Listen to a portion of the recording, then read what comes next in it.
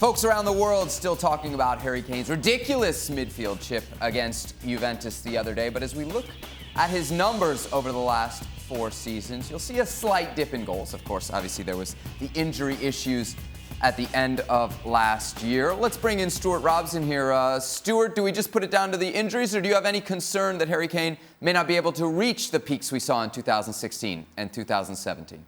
You can put it down to injuries because he did have a couple of bad ones. It stopped him playing week in, week out. But he's still an excellent player. Once he gets in 1v1 situations, he usually gets his shots on target. He can score incredible goals like that. He's also good in the air. And as long as he's getting decent service, he will score goals. But he's also a centre-forward that can score goals out of nothing. When balls are rolled into him, he can twist and turn, get shots away. When other players don't get those shots away, he hits shots from distance. He's going to score goals again this season. He's going to score goals all the time he's fit. Brian, what do you expect from Harry Kane this campaign? I agree with Robbo. I think, he just continues to add to his game. You look at a player who has the ability to play with the ball at his feet, with his back to goal. His build-up play has been exceptional. He's very good at bringing his teammates in.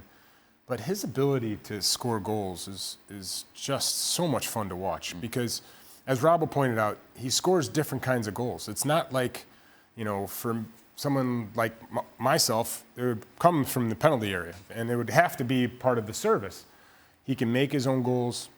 He's got enough pace to run away from defenders, and really just a complete center forward. I love watching him play. I mean, who doesn't? And the only question at this point for me, and I total agreement with the boys here, I think Harry Kane continues to get better and better, as will his numbers, is as much as we've spent the summer discussing big name players and high prices, Spurs continue to do an outstanding job in keeping hold of Harry Kane.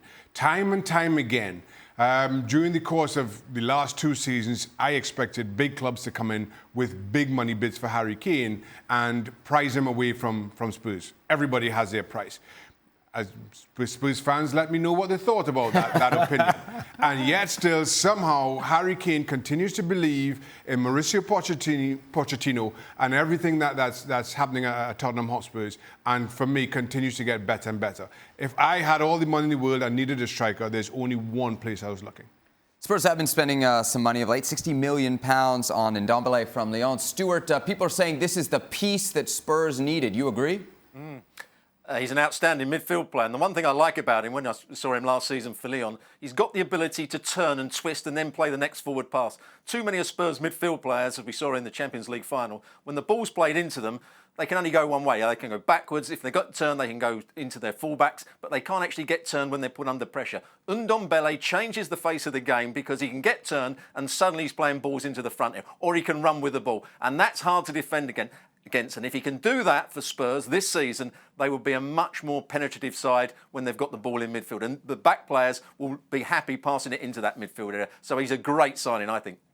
26 points off Liverpool last year, 27 off the champions Manchester City. How much of that ground do you think they've honestly made up? Well, I think last year it became about consistency, and then they ran into some issues with not purchasing some players in the summer, so injuries had an effect on that. If they can stay healthy, I think that gap closes substantially.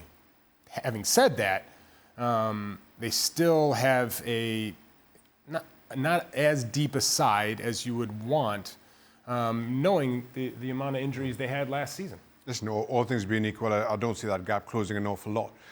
Maybe, as we've discussed, Liverpool on their front three struggle a little bit, but again, maybe injuries hampers City's continued march. But as we sit right now, everybody being fit all season long, I don't expect that gap to close an awful lot. The bigger concern for Spurs right now is the rest of the chasing pack, which I think, again, they are ahead of, all things being equal, as we sit right now. They continue that. Listen, finishing third to that too, arguably the best pairing of clubs we've seen in the Premier League, probably in its era. There's no shame to that. For more, sign up now for ESPN Plus.